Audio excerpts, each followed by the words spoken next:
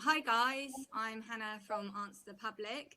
Thanks for joining our webinar today. It's great to have you all here as always. A quick reminder of what our webinar series is all about. So each month we talk to professionals from all different backgrounds like PR and SEO and content creation and creative about how you can use search data to read people's minds and make better business decisions. This isn't an Answer the Public tutorial. Sometimes we get asked that on our webinars, but there is one of those over on our YouTube channel if you're interested in getting an overall how-to of using the tool. So that's youtube.com/Answer the Public. So today's conversation is all about search listening and PR. So in particular, we're going to be looking at using search data to track campaigns, manage reputation and understand crises. We've got two guests with us today. So first of all, we're joined by Stella Bayles, who is the director over at our partner tool, which is Coverage Book. So thanks for joining us, Stella. I'll get you to intro yourself in a minute. And we're also with Sophie Coley. Sophie's our regular guest on our monthly webinar series, and Sophie is the director at Search Listening. So hi, Sophie, as well. Sophie, did you want to introduce yourself first? Sure. So hi, I'm Sophie Coley. I founded Search Listening as a bit of a consultancy within my other role. So I'm Director of Strategy at a digital marketing agency called PropellerNet, based in Brighton in England. I originally trained as a journalist. So I always tell people I've retained a nosiness or a curiosity about people. And that led me to, I actually started at PropellerNet in a digital PR role as a junior almost 12 years ago and moved around the business and now head up the strategy team. But yeah, I'm a big fan of using search data to understand people and playing that out in different channels. And PR is certainly one area where search data can make a huge difference and have a real impact. So I look forward to chatting about that today. Great, thanks Sophie. And then over to you, Stella. Sure. Yeah, as Hannah said, I work at Coverage Book, which is a PR reporting tool.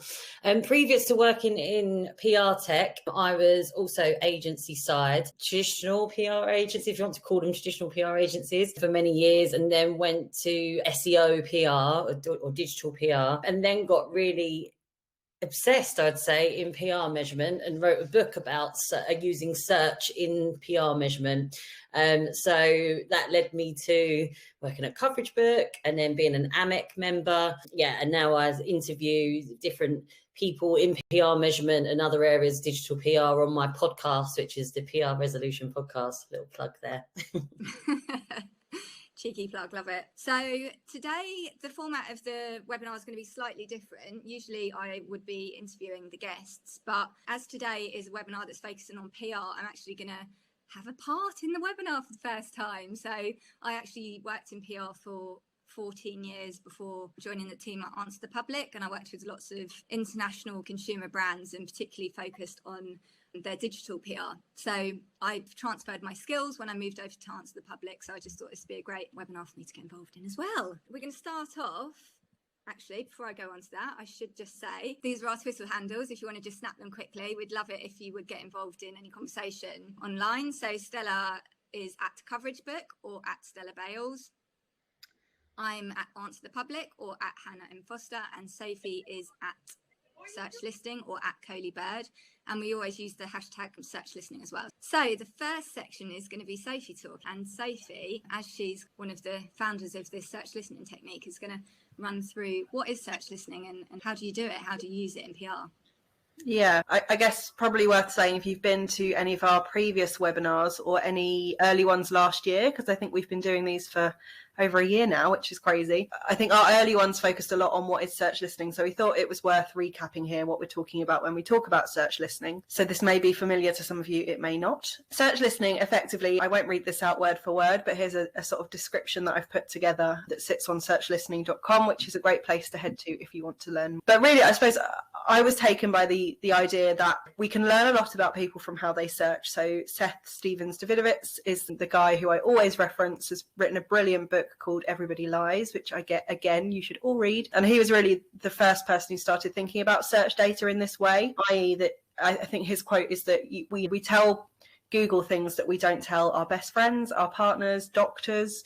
We certainly wouldn't put them in surveys. It's an amazing source of insight. And I think working in digital marketing particularly, it struck me that social listening, or social intelligence as it's more commonly referred to as today, I guess it's evolved sufficiently, but social listening, if we call it that, is huge, right? There's loads of tools that you can use to do social listening. And I think businesses and agencies and marketers are really adept broadly at looking at social data and figuring out really interesting insights that they can apply to campaigns, to PR, to marketing more broadly from those social insights. And it really struck me that actually we could be doing the same job but with search data, because we learn a lot about people from the way they search. And actually, I often give examples like this. People behave differently on social media to how they do in search engines. And it's because Google is completely anonymous. It's full of information.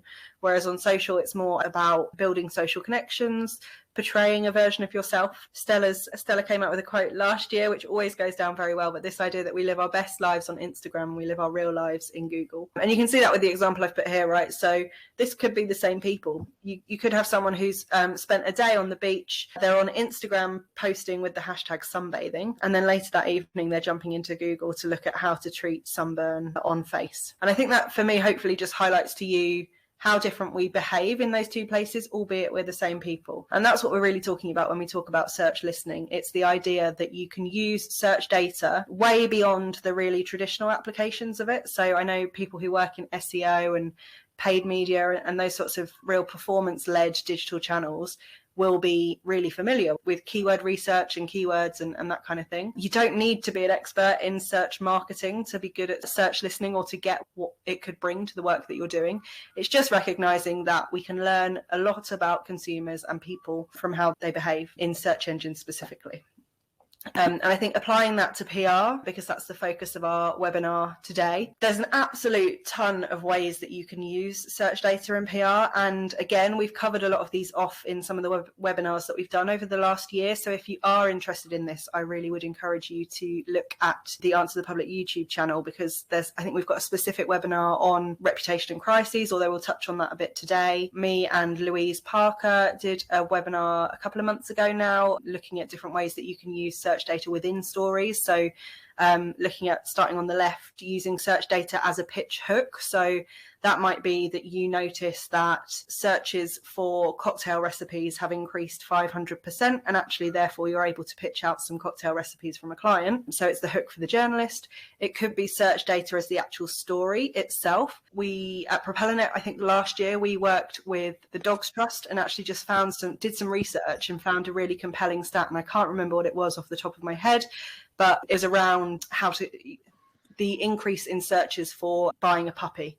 And the fact in lockdown, certainly in the UK, lots of people got dogs or got puppies, but actually that became a story that the Dogs Trust could then comment on. So it wasn't even the hook to the journalist, the search data was the story itself. Equally, you can use consumer insight from search data to shape a story. So you might learn some really great nugget that you can then build your own story around, that actually the search data has given you the insight and the framing for the idea or the campaign. As I said, reputation crisis awareness we'll touch on today, so I won't go big on that one, and as well on measurement and effectiveness we're going to look at today as well. But yeah, you can take search data right through to shaping strategy, which is something that I do a lot now. And then if you're using it in the best possible way, then you will be using search data to make organizational decisions, from things like where you might open a new store through to new products that you might want to develop.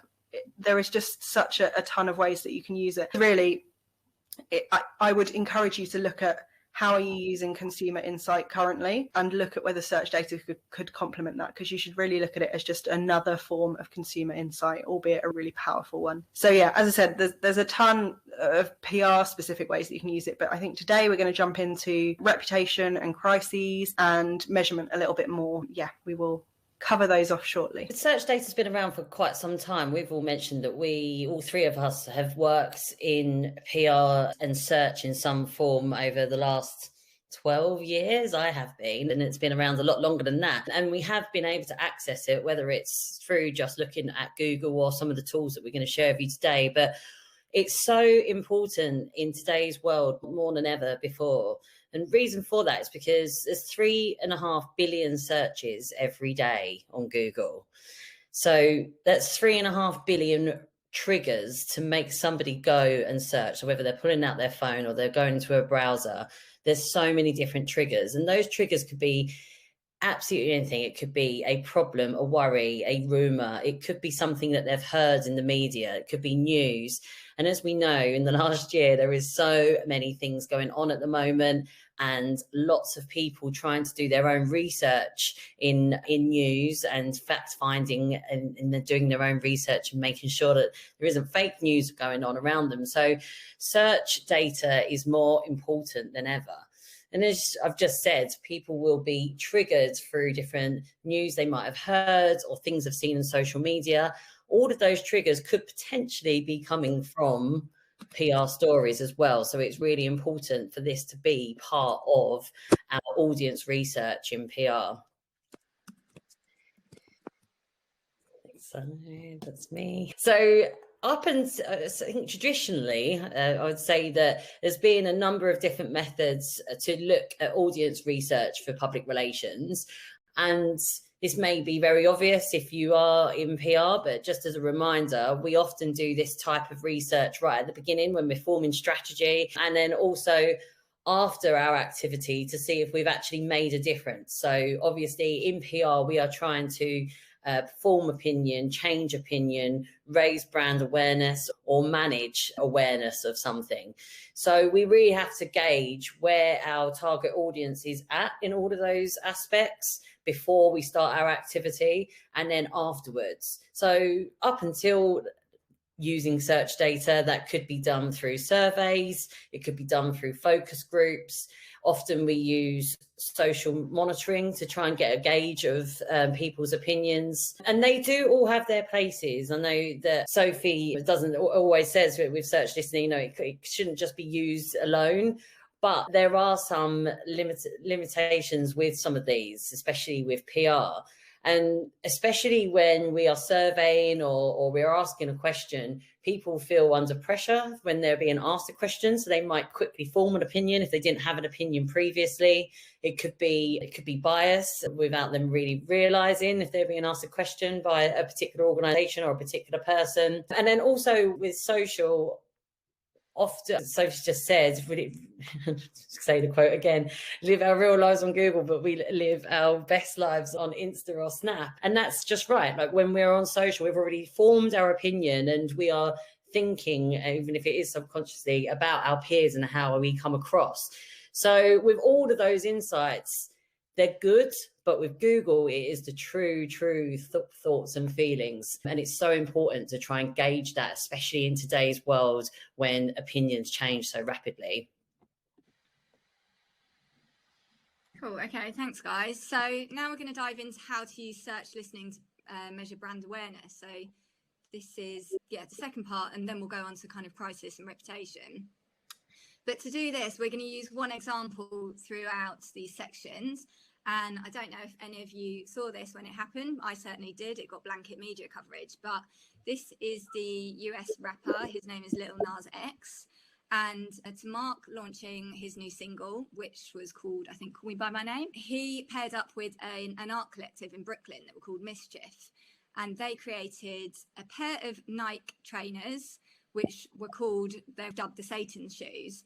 So they contained a drop of human blood. They had biblical references to do with Satan on them. They made 666 pairs, which is obviously like the devil's number. So they created this. It was obviously a bit of a PR stunt for them. Massively successful. I heard it on the radio, on Radio 1 in the UK.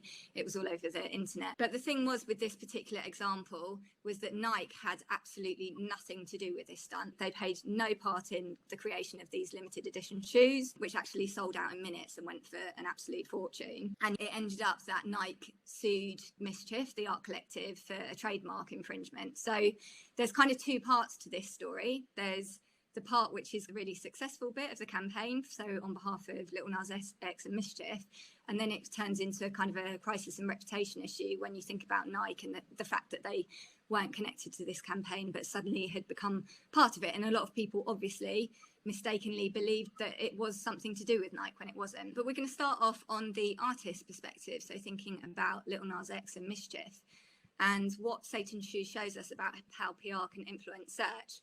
So while we're going through this example, I'm going to talk about 3 really simple tools that you can use to do all of this stuff. First of all, we're going to talk about Google Trends, which I'll talk about in a sec. We'll then go on to Google's auto suggestion, and then finally we'll show you how, another nice little plug, but you can save absolutely loads of time by using AnswerThePublic, which uses the Google auto suggestion data. First of all, what does Satan Shoe show us about how PR can influence search? So anyone can use Google Trends. It's completely free. You can go in there and search any keyword. You can look at kind of different countries. You can look at related searches and that kind of thing. So I definitely encourage you to have a look at this if you're either monitoring how a campaign that you're working on is going, or even if you want to get some inspiration around creating a new campaign. So diving into Google Trends, I did a search for Satan and Nike because they're 2 of the kind of predominant words in this particular piece of PR activity. And as you can see here, so this is a worldwide trending graph for the words Satan and Nike. So this campaign launched on the 29th of March. Before 29th of March, there was absolutely no searches with any words relating to these 2 keywords, because obviously nobody had thought to search for those. There was no reason for them to. But as soon as you can see that campaign launched, the graph really starts spiking, and it continues to spike for over a month as the story develops. Obviously, the first spike is when the story launched and it started getting that blanket coverage, but then it continued to have interest throughout that month as the story developed and the kind of court case then happened. People were still talking about it. So you can see directly here that is people searching off the back of a story which has been launched by someone really successfully from the artist's perspective anyway. And Sophie, I think you've got some further thoughts on other ways that you can use this data. Yeah, so I think people are really familiar with, or a lot of people are very familiar with Google Trends, and it really is that line graph that Hannah's just showed, which is what you think of when you think about Google Trends. But I often like to remind people not to bypass this section at the bottom. So I'm just going to try and share my screen. So hopefully you can see my screen and you can hear me, because that was the issue previously. So on Google Trends, obviously you run your search. So in this example, it's just Nike that I've put in at the top, and you get the line graph, right? So I'm looking, things to check when you're using Google Trends is what you're putting in this section. So you can look at it country by country, or you can look at it worldwide. And also your time period that you're selecting, because that will affect all of the data that you see on this screen as well. So I've selected the last 90 days because that captures the campaign that Hannah was talking about.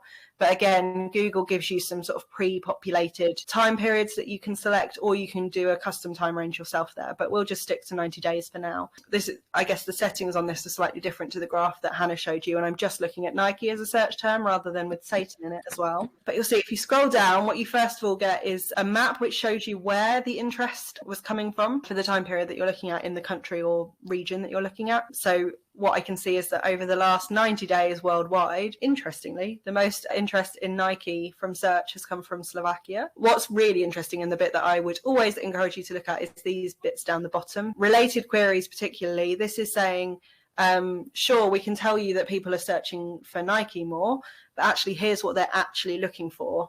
And you'll see, remember that I've only put Nike into Google Trends.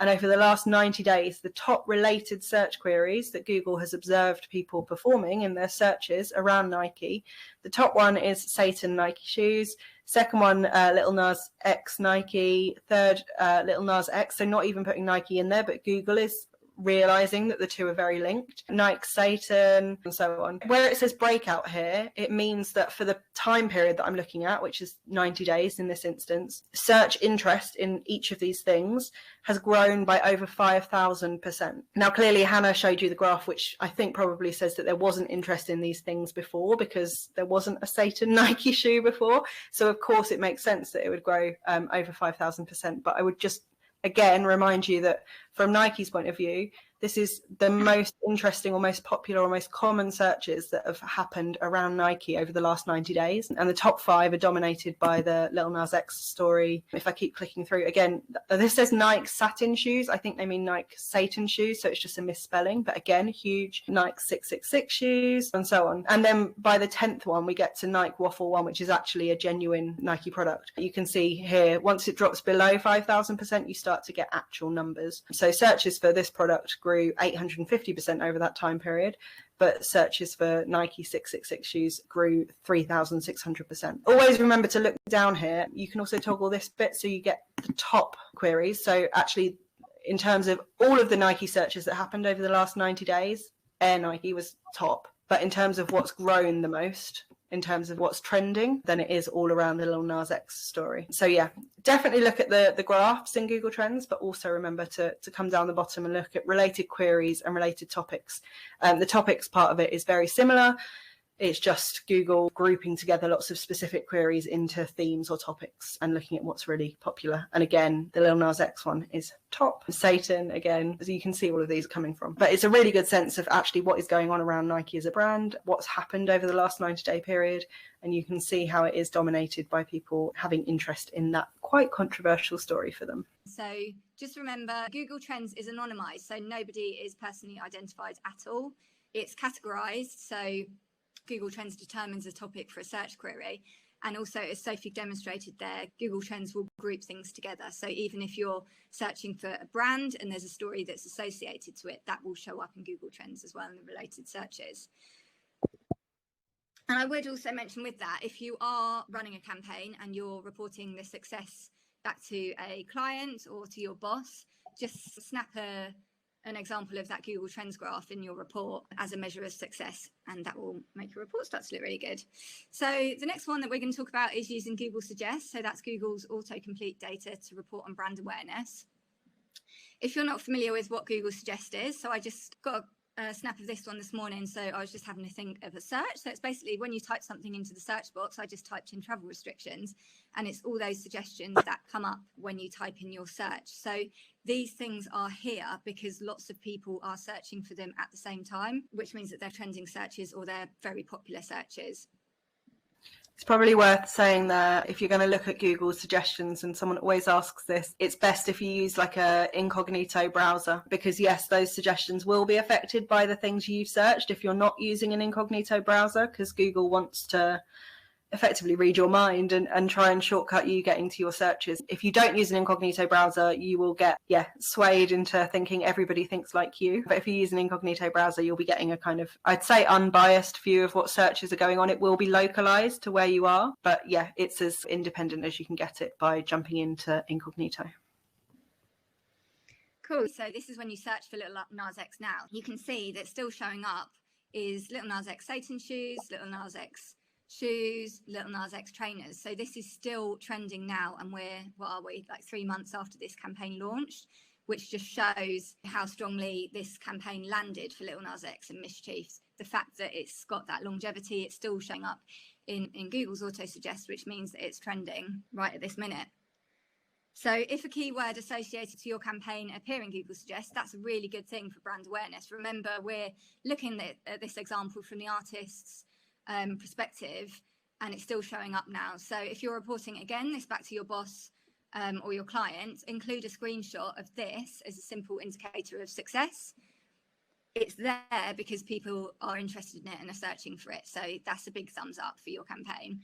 And to add that extra metric, as I mentioned, that was a screenshot of right now. So you can measure how long that campaign stays in those top Google suggestions, because for the amount of time that it's in there, it means that people are still thinking about it.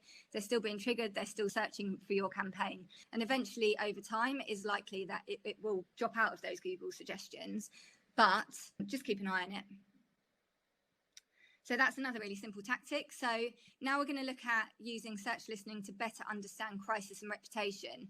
So for this example, it's still the same story, but we're going to switch to Nike's perspective. So this is a statement that Nike put out at the time that this campaign launched. They said, "We do not have a relationship with Lil Nas X or Mischief. We did not design or release these shoes, and we do not endorse them." So quite a strong statement from Nike. They had absolutely no association with this campaign. This is a search for Nike. So this was before the campaign actually launched. And as you can see in those Google auto suggestion results, there's absolutely nothing there to do with this campaign because nobody was thinking about it at the time. There was no reason for people to be searching for anything to do in association with Satan shoes.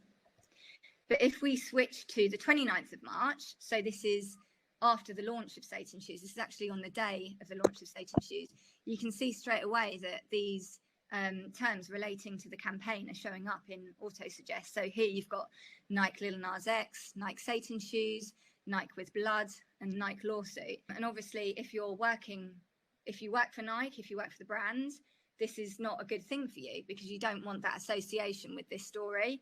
But people are searching regardless, because I think a lot of people got confused and thought that this was a collaboration with Nike, which it clearly wasn't. But yeah, that was the assumption, and that's how people were searching, and Google shows us that. So it's really important to not only think of your brand name in this situation, but to think about, if you're tracking any crisis or reputation issue, to think about any words that could come up in association with that particular crisis or issue that's breaking at that time or is ongoing. So here I looked at Satan as well. I just typed in the word Satan. So this again is 29th of March. And you can see here, when you type in Satan, you've got things coming up like Satan Shoes Nike, Satan Shoes Lil Nas X, Satan Shoes for sale. There's absolutely loads of them. So it's not something that you would ever search unless this story had broken in association with Nike or even Lil Nas X. But because of this story, people are now searching. Google's now suggesting these kind of results in association with that campaign. So that's a really good kind of tip to think around the subject of the campaign or the story or the reputation issue. But there is an easier way to do this, which we will run through. This is just how you can do it in Google Suggest, which is really great insight, but it's like the long way around if you're working for a busy agency and you're tracking lots of different brands and lots of different campaigns. We'll come on to that in a minute. Did you have anything else to say about that one, Sophie? I was just going to add, so I guess looking at it from a brand crisis point of view, I'm not going to say who it was because I don't think my client will thank me, but I worked on a very real crisis, or worked with a client who had a bit of a crisis. I think it was earlier this year, if not late last year. So they're a business, their marketing function is all run centrally, but they also have many sort of high street branches, some of whom have their own social media profiles and post content without any sort of need to get approval from the central marketing function. And somebody went very rogue and posted something which unintentionally was very offensive and absolutely it exploded on Twitter, quite understandably, with lots of judgments as to how could this brand allow this sort of content to be posted. And my involvement in that was very much exactly what Hannah's just talked through. So I was tracking the Google suggestions relating to my client's brand name, and actually going back to the point that Hannah mentioned previously, the value that I was able to add was to let them know effectively when the crisis had passed and died down, because the point at which their brand suggestions that were coming up in Google were back to normal said to us, actually, this is great. People are back to searching about you in a normal way. They're not thinking about that awful thing that happened. We can officially say that the crisis has passed now. So definitely be tracking these from a reputational point of view, yes, but also when you are in those kind of crisis periods, because you can get a sense of how have things gone back to normal, has the crisis passed? Because I think another really important point with these suggestions, the suggestions are a reflection of what people are searching, but they will also inform other people. So it may be that someone goes to type your brand name and wasn't even aware of that crisis story that was going on. So in Nike's case, like, people might be searching Nike because they want to buy some trainers, weren't even aware of this whole controversy around the Lil Nas X shoes, but actually see it in the suggestions and think, oh, that's intriguing. I'm going to search for that now. And they'd never have done that beforehand. So remember that these boxes reflect consumer opinion, but they also inform consumer opinion, which is why they're all the more important when you're thinking about reputation and crisis management. Great, thanks, Sophie. I can see a question from Clark there. I think it's worth just touching on that. I know that Stella has answered it in the chat, but Clark asks how we get the data from before the campaign launch. So we do track a number of big brands in AnswerThePublic. So we have access to historical data. So I've been tracking Nike for probably about 18 months now. So I heard this story actually on the radio, and then I saw, I'll go through it later, but an alert in AnswerThePublic as well. But I'd already previously been tracking Nike, so I had access to all of this search data. So we will go on to AnswerThePublic now. So I mentioned that AnswerThePublic can help you to get insight from all of this Google Suggest data, but in a lot less time than having to do it manually by doing individual searches. So AnswerThePublic is a tool which listens to that autocomplete data en masse, and it very quickly cranks out every useful phrase and question that people are asking around a particular keyword. So it saves you loads of time in having to do manual searches. There's a feature in AnswerThePublic which is called Compare, and because, as I said, I've been tracking Nike for a long time, I can use this feature. If you do use AnswerThePublic and you have a pro plan and you've got any brands or campaigns that you want to track, just go in there and start tracking them immediately. So I've looked at 2 dates for this. So I looked at the 23rd of March 2021, which is before Satan's Shoes launched, versus the 30th of March 2021, which is after Satan's Shoes launched. And what this feature will do is that it will show you in green, it highlights any new searches around a particular keyword, which my keyword in this instance is Nike, it's the brand. So between those 2 dates, so that pre and post campaign launch, there were 58 new suggestions that particularly related to the Satan Shoes story. So it's very small on here, but there's things like Nike Satan Shoes, Nike Little Nas X, Nike Lawsuit, Nike with Human Blood, Nike with Bloods, all sorts of different things. But there were 58 of them that directly linked to that campaign. So that really helps, because if you're looking at Google Suggest, you only get 10 insights, whereas AnswerThePublic gives you anything over 300 different insights, which gives you a better overview of really what's happening with your brand in a crisis. I mentioned earlier as well, search listening alerts. So once you've got an AnswerThePublic Pro account, you can set up search listening alerts, which are weekly emails, which will alert you to anything that changes around a keyword or a brand or a campaign that you've set up in AnswerThePublic. As I said, I've already been tracking this for a long time, so I had these switched on. And when this campaign launched, in my search listening email alert, I noticed that there were lots of different terms, again, as I showed you with the compare feature.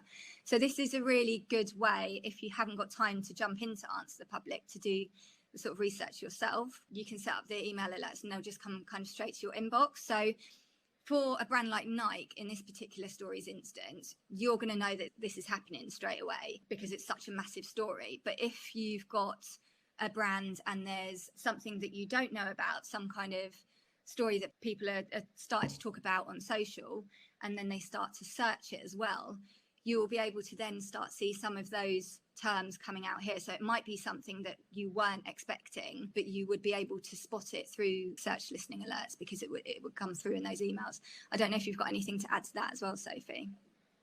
Yeah, just I think that's quite a useful way to think about, I guess, how a crisis plays out online these days. So typically it will explode on social media. I guess Twitter is the home of a crisis online these days. I don't think what we're saying is that it will be unusual that you would use these alerts to identify or first-hand spot a crisis as it was breaking, because I think social is very much the place where that happens.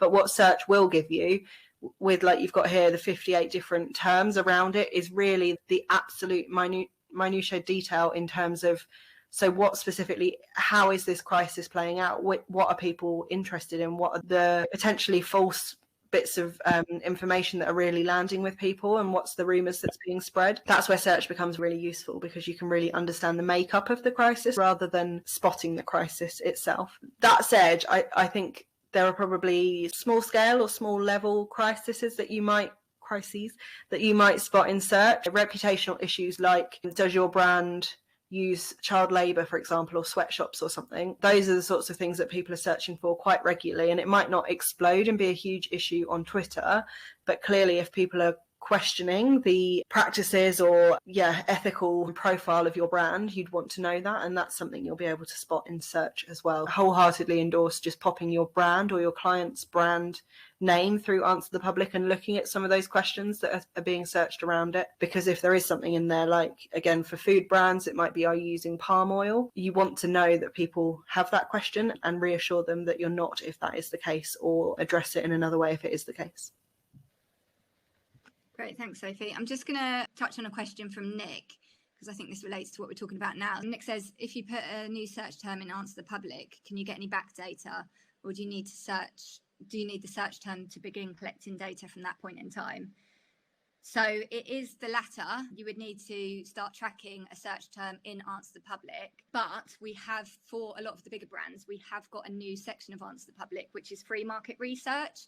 So if you're looking for any big brands like Nike, you can just dip into that and we will show you those weekly change in search terms as well. So I'll include a link to that in the follow-up notes from the session.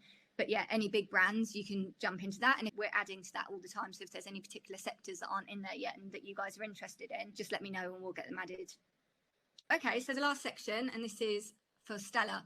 What does this all mean for the PR industry? As you've seen, we've been looking at how you can, some of the different tools that you can use to get dug into some search data and how you can be alerted to things going on. I guess the main thing is just to get going with this. It really is data that we need. So as much as you have your media monitoring switched on and you are doing social listening around your brand or around your campaigns, switch on search listening. It doesn't have to cost any money, but get your team involved in this, because as much as you have your ears and eyes to the ground on everything, it's really important. And we've already mentioned that, I think Sophie mentioned that once it's gone to social media, it is out there. As much as once a journalist has written about it, that's the next stage. So by switching on search listening, you are potentially managing what could minimizing the risk of a crisis happening. You can jump on that. There was a question earlier which we will try and get to, but somebody said, like, how would you use this and whether you would try and pivot on a strategy. Yeah, absolutely.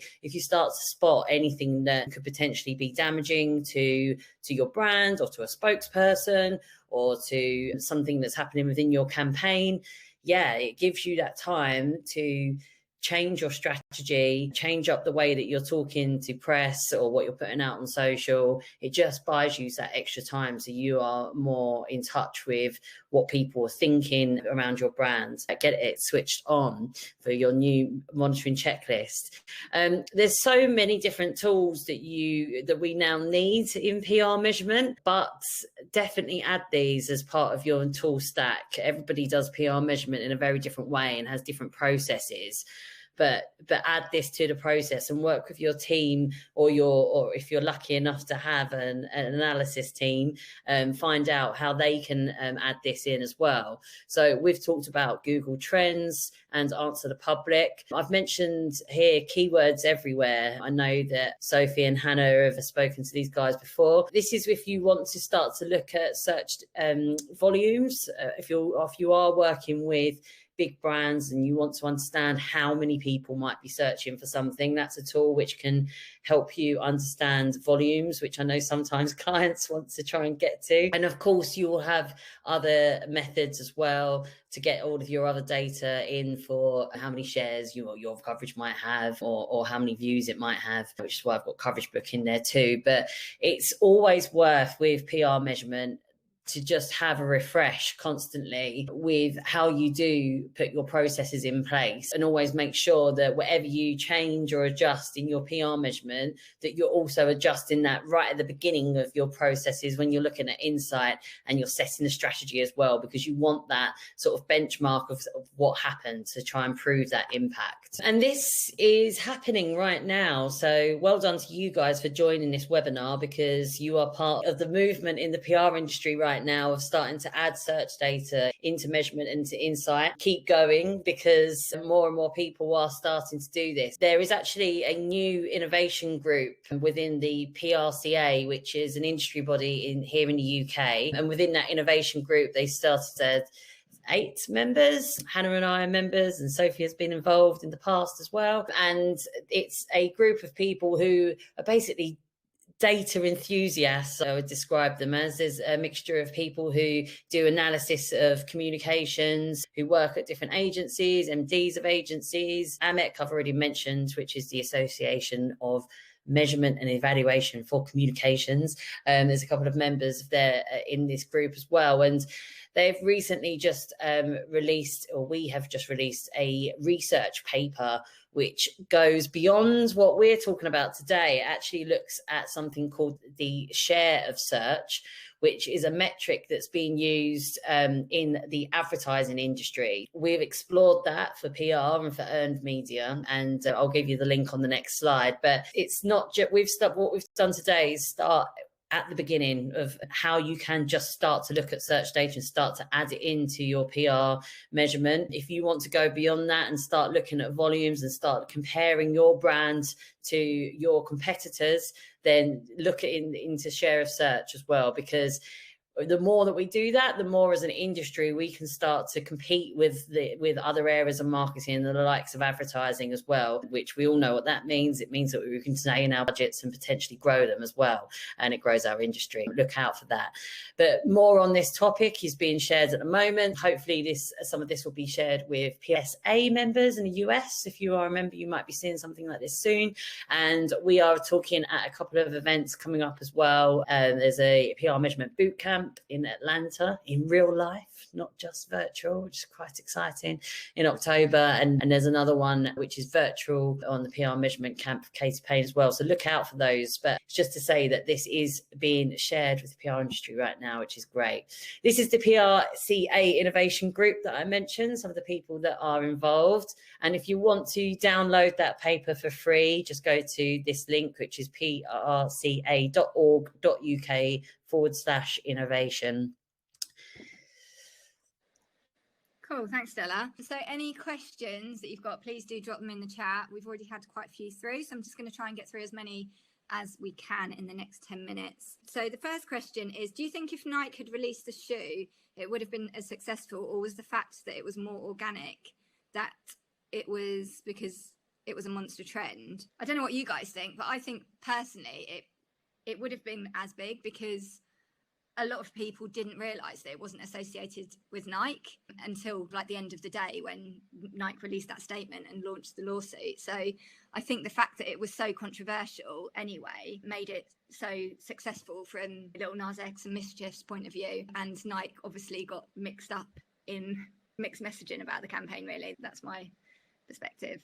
Yeah, I think it comes down to what the objective is and what we want for a big story. Like, yeah, there were lots of eyes on this story probably because of the wrong reasons. Lil Nas X, even though he has lost a lawsuit and probably a lot of money, he's now a bigger, more known rapper around the world.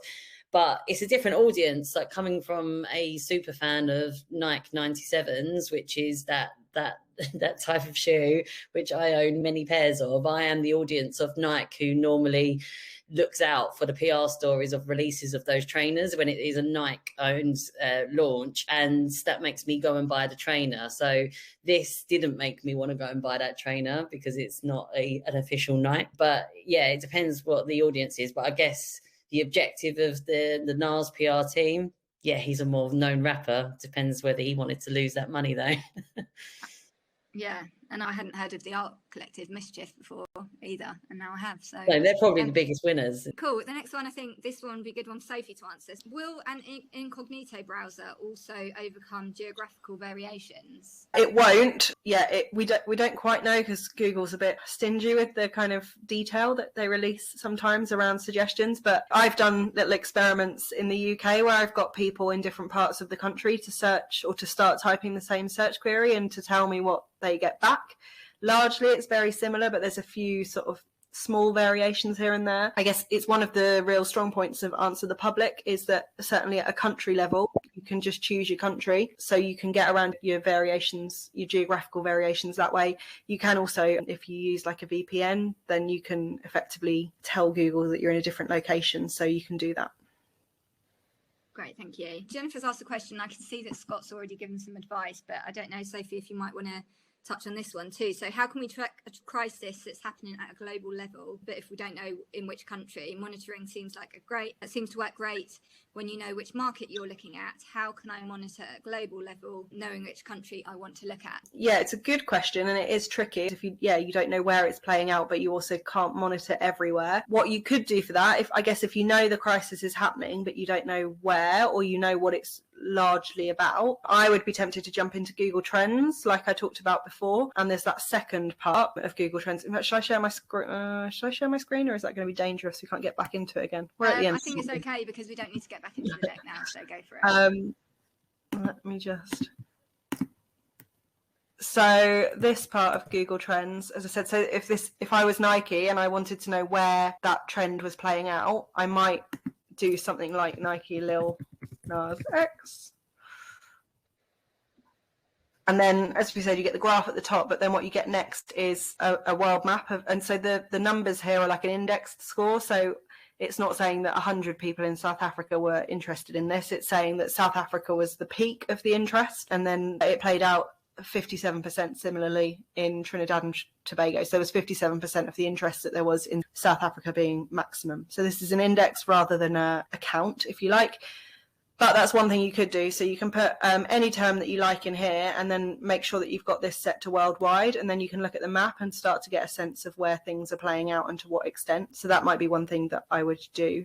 Beyond that, yeah, you're going to have to jump into either Answer the Public or Google Suggestions and look at different country variations. So you do need to know where that's happening. But Google Trends is a good place to start, definitely. Thanks. So the next question is, does Answer the Public have a solution for social listening? So Answer the Public literally uses the Google suggestion data that we talked through earlier. So that's the data that you'll get in Answer the Public. We have got a webinar on our YouTube channel, which is with Dr. Gillian Ney, who is the first ever doctor in social media. And that's all about merging search and social data for listening. I don't know if you've got anything else on that point, Sophie. No, just I think if there was a brilliant tool out there on the market that magically combines search and social seamlessly without having to do much more work, then it would be the market leader by far. I think at the moment, like I said, there's, and I say this being friends with you guys at Answer the Public is definitely the leading search listening tool out there. I say leading, it may be the only, beyond sort of Google Trends. Whereas social listening, there's just so many different, more sophisticated tools on the market because it's a more established category. So you do still have to do them manually as separate things. But I'd love that if, I don't know, 5-10 years in the future, we were able to use tools that merged both data sets seamlessly. That would be great. Cool, thanks. Stella, I think this one would be good for you to answer. So would you use the keywords you find about your company during a crisis in your comms to reframe the story to your point of view? Or would you try and use different keywords to shift the conversation away from the crisis? How would you deal with that? It's a good question. It really does depend on what the keywords are saying, so what people are searching for. What I would say, if it is something that is potentially going to turn into a crisis, then just by adding some keywords to your comms to journalists is not going to make that much difference. You want to try and tackle whatever the problem is head on, and whether that is putting a spokesperson out there, or that's a whole other webinar. I'm not going to try and quickly tell you how to deal with crisis in 30 seconds, but there are lots of webinars there. We have some recorded. But anyway, so yeah, I would definitely review them and put it into the strategy. So yeah, whatever action you need to take from that, but just changing keywords in a press release or emails won't make any difference. It's about the actions. I would just add to that as well. Don't be tempted to think, oh, just because we tell people to search in a certain way, they will search in that way. The only caveat I have on that is where you mix above the line, like TV advertising.